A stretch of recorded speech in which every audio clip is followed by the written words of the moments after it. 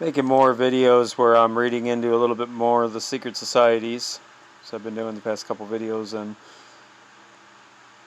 this is a book that I actually have, but I looked it up on here, and this is a version that I do not have. This is a very old version of a book called Mystic Americanism by Grace Kincaid Maury, 1924.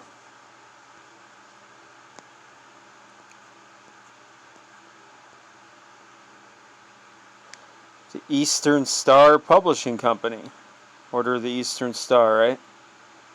So that's in the back of our dollar bill. East Aurora, New York.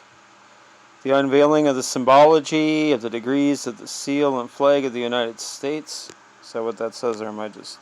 Designs. Sorry, symbology of the designs. And this has nothing to do with this video, but it just came up into my mind, and I remembered that like I said, this has nothing to do with the video, but I wanted to add this in just because I think it's kind of important. But that guy that wrote that Bill Cooper bio, Pale Horse Writer, I watched a Q&A with him one time where he said that Bill Cooper was the only person that used the word symbology. And that's just simply not true. The truth is that the secret societies, from what I understand, as you see right here, were using that before him. So that was... don't know why he said that. Again, that guy was probably just controlled opposition too, just... But anyways, that's not the issue. That's not the subject of the video, but I just wanted to add that in. America the Beautiful. The New Age. The Unveiling of Jacob. Joseph, Keeper of the Grail.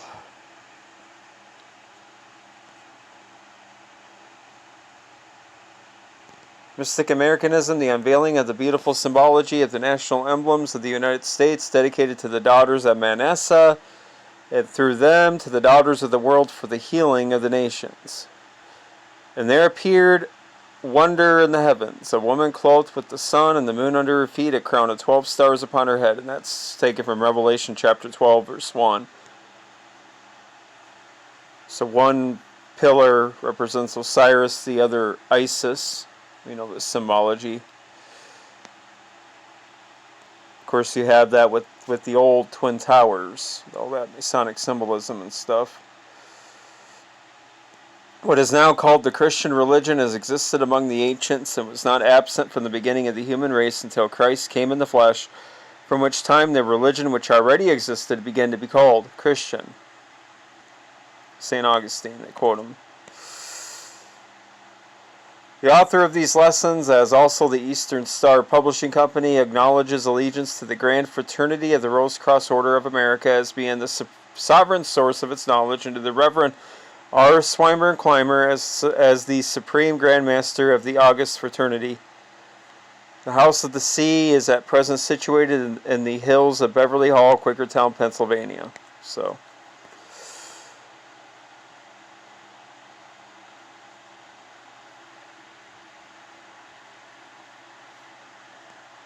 there we go.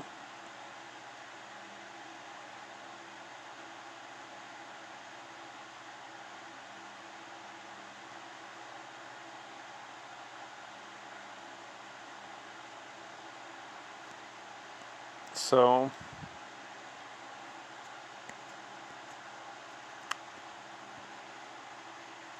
loading, I guess.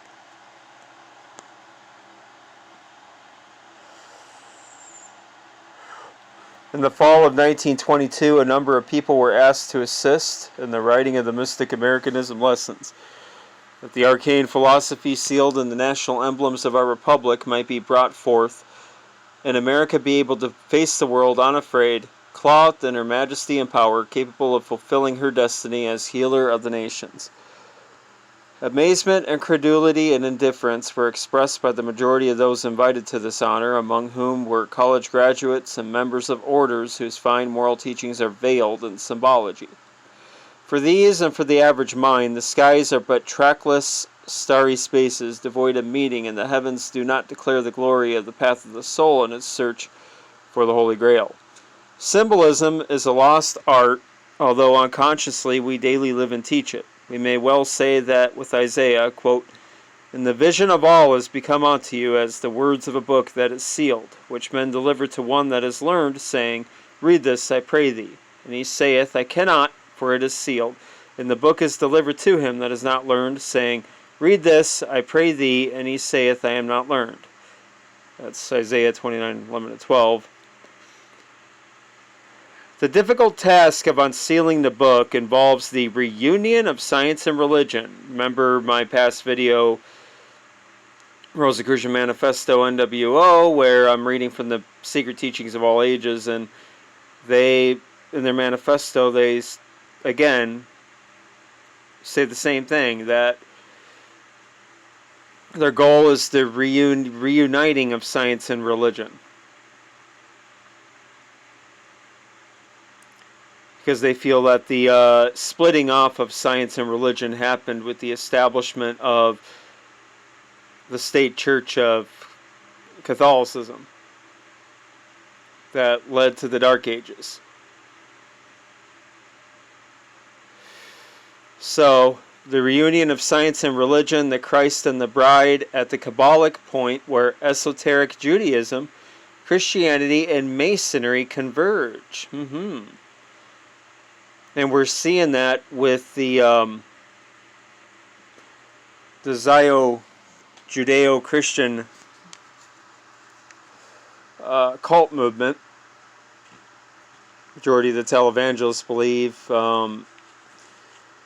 Many of those Zio-Judaics are into, the Kabbalah and stuff like that. And Christian Zionism is basically that. It's some kind of a weird Christian version of Kabbalah, Kabbalah, basically. And Masonry converge, and that's interesting. You do see somewhat of those three groups. You see them in Israel. Very influential groups in Israel, to a degree. The Christians, because, the Judaics are using a lot of the Christians to promote and push and get people to support their Zionism. For here is restored the wisdom of the elder golden age, when Enoch walked with God. Again, when Saturn reigned. We therefore start upon its way, this, the philosophy of our national emblems, as that philosophy which was originally laid down in 1776, as it was given in the dawn, and as it has since been maintained by those who guard the souls of Israel down the Aryan cycle. These souls, whose names were written in the Book of Life, must now prove the leaders in all nations for the last battle with the serpent, and become the defenders of the woman who long ago fled to the wilderness. Listening, waiting, and seeking throughout the earth, may they recognize the ancient teaching of personal responsibility to God and arm afresh for the last wars of Armageddon, both within and without. To the little group remaining of those invited to assist in this work with questions and criticisms, the thanks of a nation will one day be given. However, we lose no time now in thanking them for encouragement and help, recording their names here that the world may remember them in years to come. Dr. Swinburne Clymer, Beverly Hall, Quakertown, Pennsylvania. Reverend Charles C. Brown, Ebenezer, New York. Mrs. Charles Schlegel, West Bend, Wisconsin. Mrs. S.V. Merrill, Beaver Creek, Oregon. Mr. Emil Peterson, Chanute, Kansas. Given by Eastern Star of East Aurora, New York. So this is interesting here.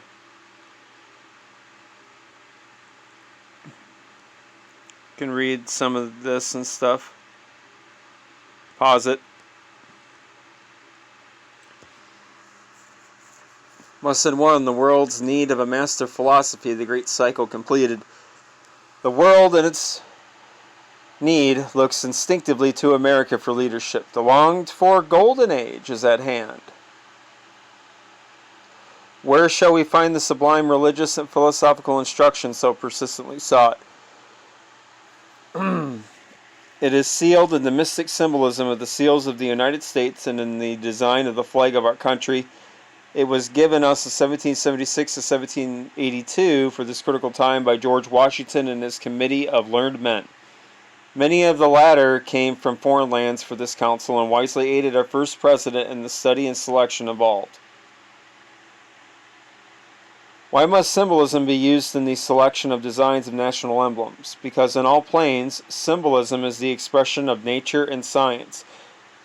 It is the universal language of the angels. By it, we understand the meaning of the law, as above, so below. Anciently, symbology was considered an essential part of an education. In the coming age, the new age, it will be again a required subject of study. What do we first note in the study of the United States seal? There are two sides to the seal, the familiar eagle side and the but recently recognized pyramid side, otherwise known as the woman's side.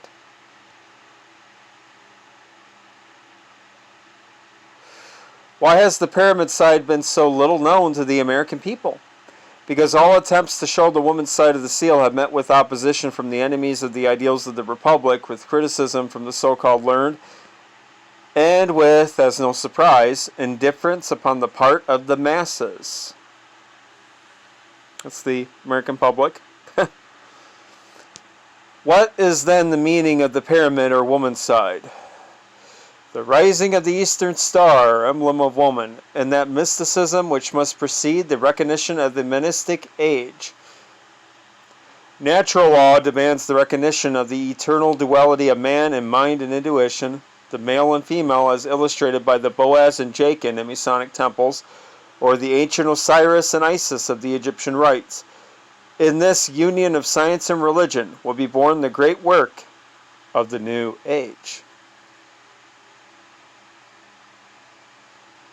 From whence came the peculiar designs of the seal and flag? From the ever-moving star groups or constellations. These set in the zodiacal band are the numbers upon the clock face of the ages by which ancient astronomers of all nations have told the passing of time and the meaning of events in human evolution. There are 48 star groups represented in the banding of the universe as seen upon the globe above Jachin or Isis, the representative of woman, mystery, and night. This symbol is found in any Masonic lodge even to the present time. What constellations are assigned to America? The familiar Ox, Taurus, Lion, Leo, Eagle, Lyra, and Libra, man of the tribes of Israel are on guard. To these we add Sagittarius, Hercules, Northern Crown, Sagitta, Southern Fish, Centaur, and the White Swan, as well as Aquila of Capricornus, and the Eagle of Mexico that is prophesied by Isaiah, that stretching out of his wings signify freedom, shall fill the breadth of thy land. Isaiah 8:8. So, you can, will you give an example of such prophecies? The theme of the entire Bible centers around a loved hope of a glorious country afar off in an age to come. The crowning event of the allegory of the 12 tribes of Israel, the 1 1/2 tribe of the Jewish and the rest of Christian origin, culminates in Manasseh, America, and Ephraim, Christ's kingdom, as sons of Joseph, Great Britain. Most important of all is the story of the woman, Revelation 12, who fled into the wilderness, secrecy, but who is to return and in a glorious nation defeat the dragon by reopening the ancient teachings of the Holy Grail. For this reason here have we the Goddess of Liberty in New York Harbor as symbol and reminder of our heirship of the ages. So it's all about their version of Bible prophecy and fulfilling it, and have a weird kind of twist on, or they have a weird kind of British Israel type like belief here.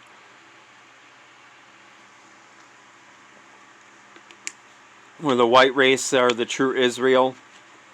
I don't think the inner circle believes this at the top, but it's certainly pushed in this kind of level for the lower level readers. But anyways, you can pause this, look it up yourself, and read this, but I think lesson 7.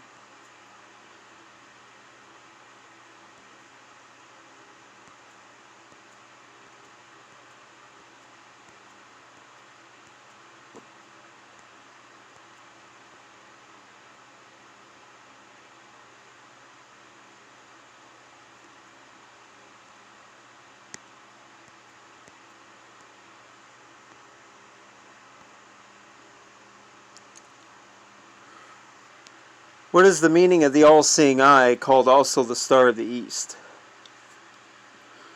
The star, sometimes set as an eye in a triangle, is the emblem of the soul or God in us. You could also interpret it, I guess, as the Christ in us, as they believe that we are all potential gods in the making. It represents the inner light and the voice from God. It really exists physically in man in the pineal gland, which sometimes gives man a view of other planes. It represents the intuitive principle in man and the mental principle in man's helpmeet woman. It is the light in the east.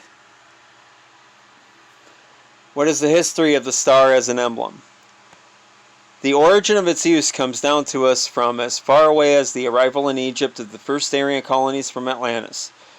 The priests initiates of these colonies, holding intact the inner meaning of the star, applied its outer significance to the rising of the dog star, Osiris or Sirius, above the horizon as a warning to the people to fly to higher ground that they might escape the Nile flood.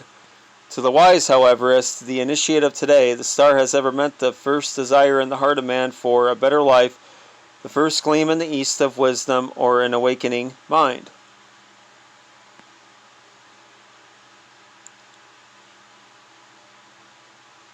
So you can, like I said, read this yourself.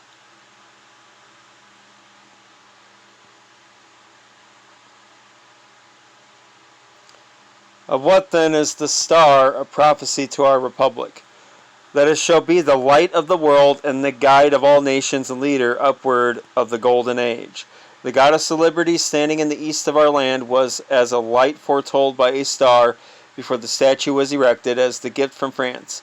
Lieutenant Charles A. L. Totten, a specialist in American mysticism, made a drawing some time prior to this gift representing a bridge across the Atlantic from the shores of Europe and placed a blazing star above the cross, which he drew upon the last pier, indicating the spot where the statue should stand. Upon the American shore he drew 2 pyramids, indicating the twin altars of Cheops and Yucatan. However, few of his readers caught the significance.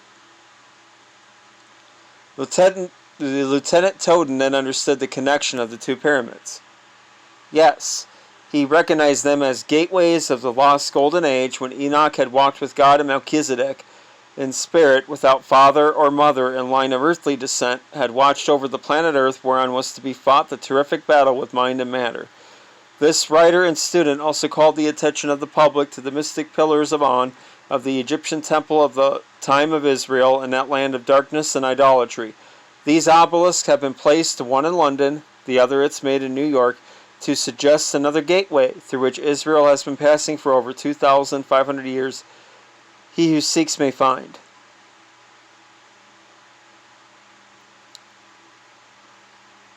There we go. A new order in the ages. Motto of reverse side, what Moses learned in Egypt.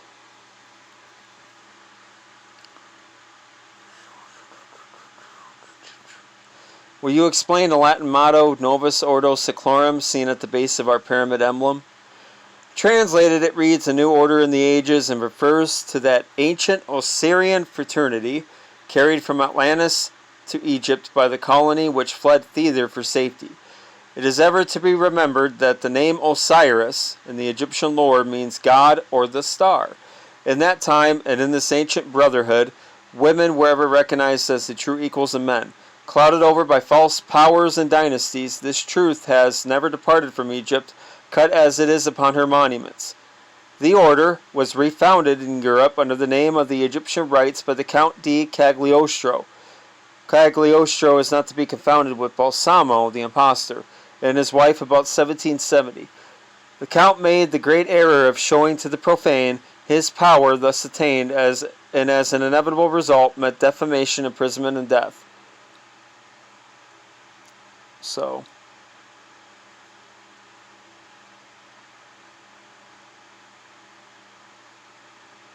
what authority have we today for the recognition of the fraternity of Osiris? This fraternity is but one of a mighty group which jewels our seal, in dealing with both the physical and the spiritual, descends from Atlantis through Noah or Hermes Trismegistus, as he is known in other than Bible literature. As in Egypt, the symbols of this fraternity are cut on countless tombs and temples, so in other lands, he who runs may read their meaning in the Druid circles of Stonehenge, in the Orkney Isles, the remains in France, and even the Isle of Ceylon. Deserts such as Sahara and Gobi cover lost cities of other races of this one universal religion in which man knows he is the Son of God. And like I said, he can read, this if you like.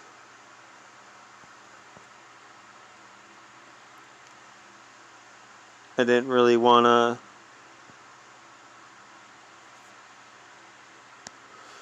Is the old order of Atlantis reborn in the Egyptian rite or Osirian fraternity? This ancient work is to be given again to the people that world brotherhood may be restored. World brotherhood. That's another phrase for a new world order, universal brotherhood. For that reason, in 1776, it was placed by Washington and his aides as one of the mystic and powerful 7 orders of the United States seal. It was so ordained by the position the constellations would assume as the Earth passed out of the influence of the old groups and entered Aquarius, a star group that symbolizes the changes in mental attitudes. And you'll find out, in looking more into this, through the Lucis Trust books and stuff, that mental attitude, that change in mental attitude, is one that is changed from an individual freedom mindset to one of the collective, which in their New World Order, since they want a benevolent despotism or a collectivist world government, the individual is replaced by the collective mindset. So that's what the Age of Aquarius, from my research, I think represents that.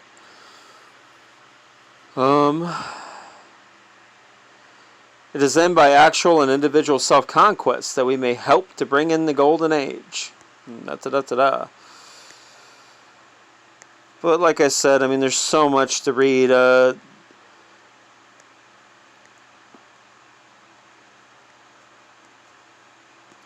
But I wanted to show you just a little bit of that as it talks. This is another book that kind of talks about the New World Order.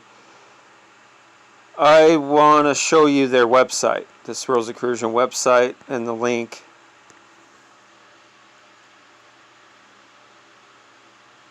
Okay. Welcome to the authentic Rosicrucian fraternity that was first instituted in Germany in 1614. This fraternity brought together into one organization the various associations of individuals previously known as the Hermetists, Pythagoreans, Magi, Platonists, Gnostics, Alchemists, and Paracelsians. The Rosicrucian fraternity existed in America prior to the First American Revolution. In 1774, the Great Council of Three, the fraternity's ultimate governing body, was composed of Ben Franklin, George Clymer, and Thomas Paine. Thomas Paine was later succeeded by Lafayette, who, like Ben Franklin, was a member of the Paris Rosicrucian Lodge Humanidad. In 1842, the Great Council of Three was revitalized by the novelist George Lippard, who rewrote the exoteric ritual, giving it a patriotic Christian basis. So that whole Christian biblical language you hear in their books is simply, it's a exoteric. So, during the Civil War, this great council was composed of Paschal Beverly Randolph, General Ethan Allen Hitchcock, and Abraham Lincoln. So you can look all this up. This is interesting, but I wanted to show you. So you go to links. Go to this, Veracity.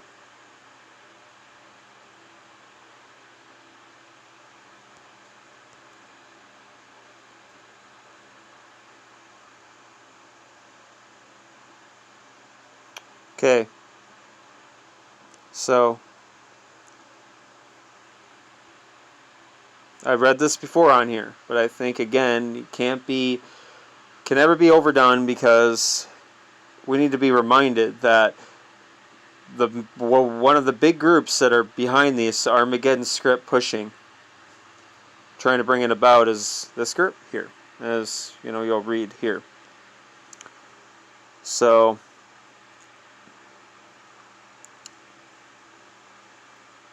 with the publication of the Meneses Chronicles, and I'm reading here, starting here, so the public has another opportunity to decide if they want to kill the messenger. Where am I at? Okay, 26 minutes. Or to listen to his warnings and not only survive the challenges of the coming Holocaust, but be able to prosper and reap the unimaginable rewards that will be a part of all who populate the coming new Renaissance. I guess that's another term they call their new age, the new world, is a new Renaissance.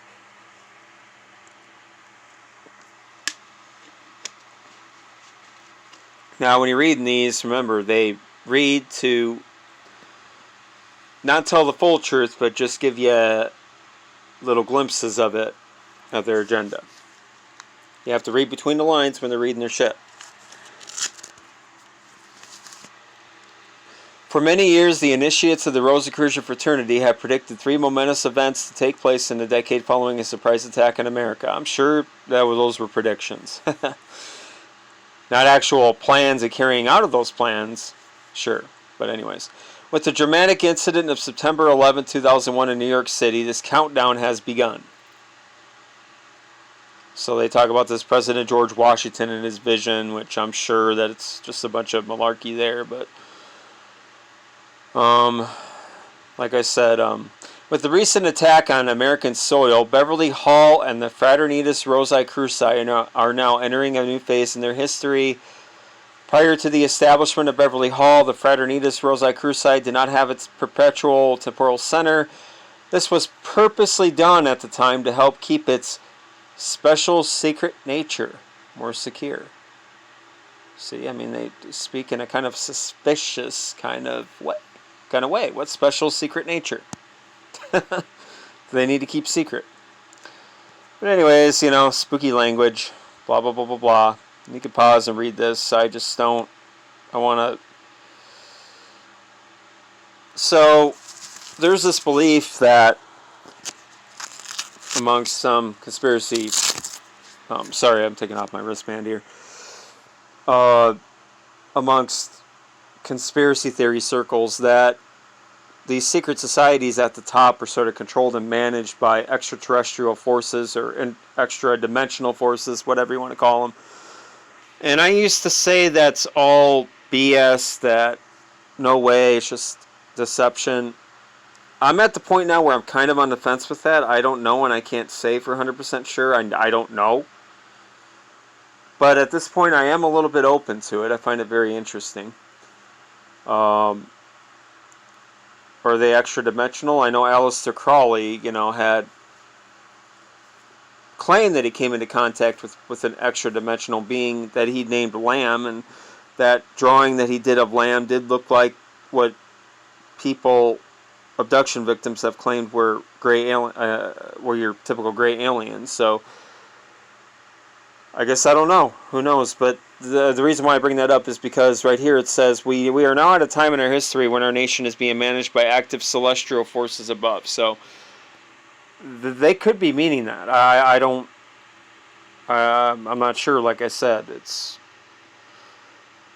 I guess just discern what you're reading and come to your own conclusions on what the fuck that is. But anyways, If the decisions of those in power seem unreasonable, it is because they are, but they are also necessary to bring about a world situation that will help bring George Washington's vision into manifestation. That's their Armageddon. To bring about the new Renaissance, the World Brotherhood, the New World Order, Golden Age, Universal Brotherhood, blah, blah, blah, blah, blah. So while they rationalize to themselves that, yeah, this is the tyranny is bad and, you know, what they're doing to us, they also say on here that it's necessary because it brings about the Armageddon. So that's the rationale behind doing all this to us. On one hand, it's unreasonable, seems unreasonable, but on the other hand, it's necessary to kick off that Armageddon, to evolve humanity, to alchemically transmute the globe and the world, sorry, flat earthers out there.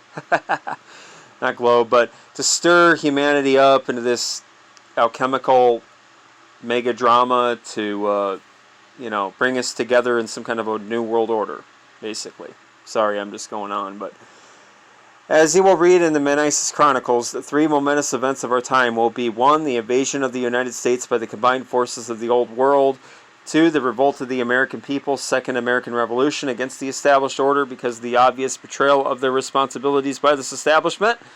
And 3. Cataclysmic earth changes that will all but destroy the integrity of the Old World and bring about the final stage of the Great Separation. These processes that are to bring about these events are now well begun by the concerted efforts of the celestial forces. Again, whatever they're talking about there.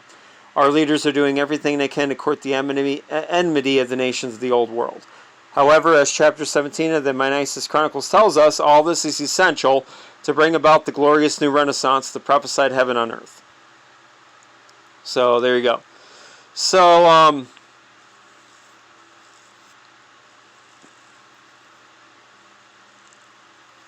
the cataclysmic earth changes, I think, are being brought about, and you notice I've been taking a lot of footage every single time they're spraying tic-tac-toe line patterns in the sky. I mean, they were doing that every day for several days, and then all of a sudden, the next day, I didn't see any spraying out there, and I was noticing, like, it felt like July. I mean, in the middle of October, it felt like the middle of July, like 83 degrees out. I was like, this is really freaking weird. The day prior, it felt like the early winter. So something's going on, and I do believe that they are engineering, you know, with their weather warfare on us to bring all this about.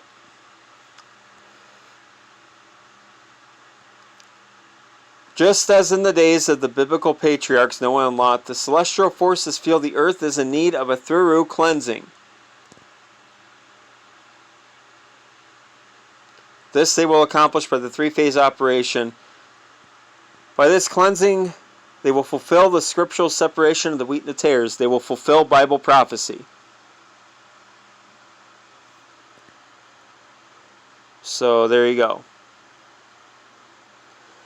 And to talk about these phases, the phase 1 and America being invaded.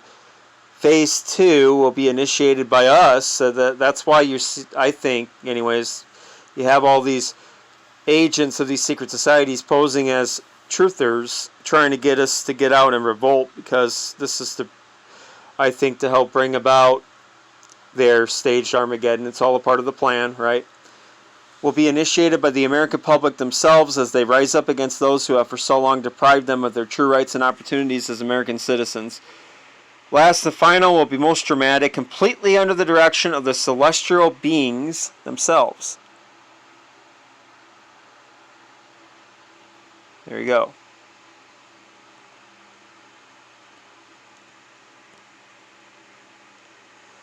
So this is the one I want to be at anyways.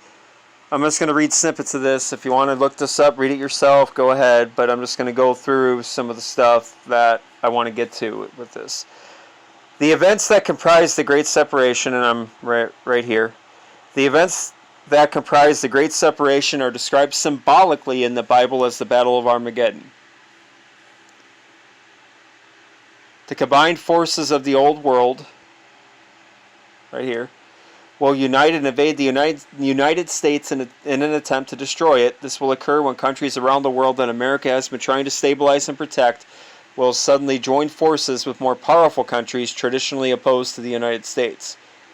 It has been further prophesied, or planned, that after much destruction and America is well nigh overcome, the celestial order above will intervene at the 11th hour and save America by initiating earth changes that will destroy much of the old world. Although the loss of life will be horrendous, the remaining survivors in America and abroad and their progeny will have a unique and wonderful opportunity to bring about sweeping changes and blah, blah, blah, blah, blah. These two will have an opportunity to live during a time of unparalleled peace and prosperity that will endure for 1,000 years or more. There you get that 1,000 years, that millennium. The celestial plan for America and eventually the entire world is for mankind to create a literal heaven on earth, a utopia. The Creator intends for all men and women to be free and to live in brotherhood. So that's another one of their code words for a one world, brotherhood. This is not the way of the world now, and in order for the world to ever reach such a lofty state, it is necessary to remove the so-called chaff and permit the wheat to work towards ascend unhindered. The chaff will be held back from reincarnating for 1,000 years or more, giving the wheat sufficient time to rebuild after the devastation and shape the world into a better place. After sufficient time has passed to give the wheat enough of a head start, the chaff will be allowed to reincarnate in what will be a far better world. And that's just, I think, esoteric mumbo-jumbo for something else. But anyways, yeah, you got that 1,000 years.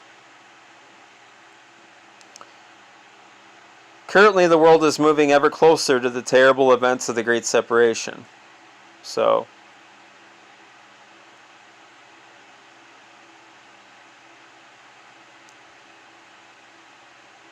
I think this is interesting.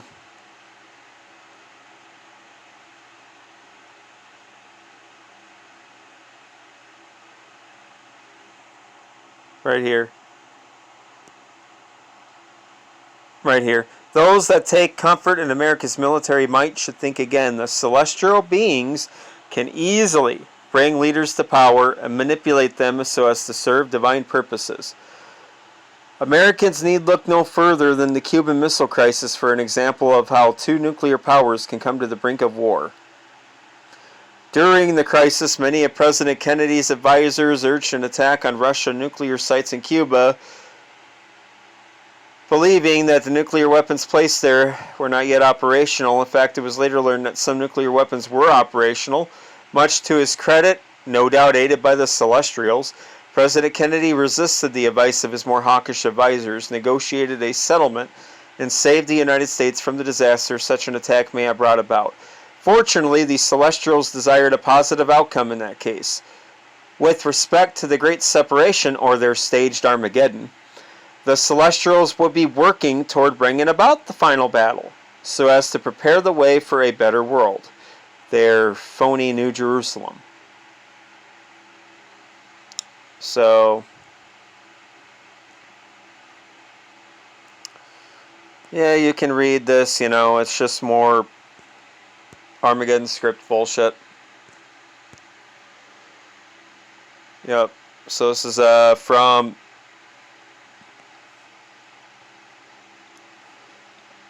Rosicrucian Order. Gerald E. Postnecker right here was the Grand Master, I think, that replaced R. Sweimer Clymer when he passed away. But anyways, linked to the Rosicrucian website.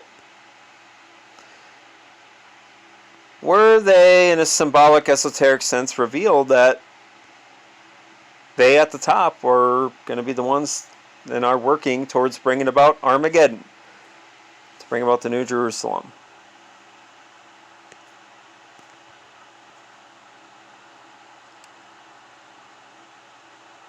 So,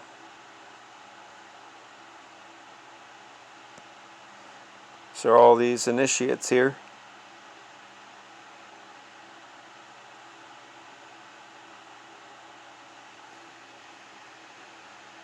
Wow.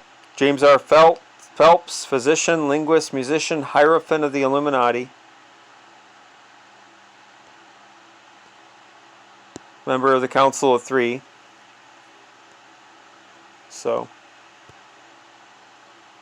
this is it for now. I'll delve more into this stuff. Take care.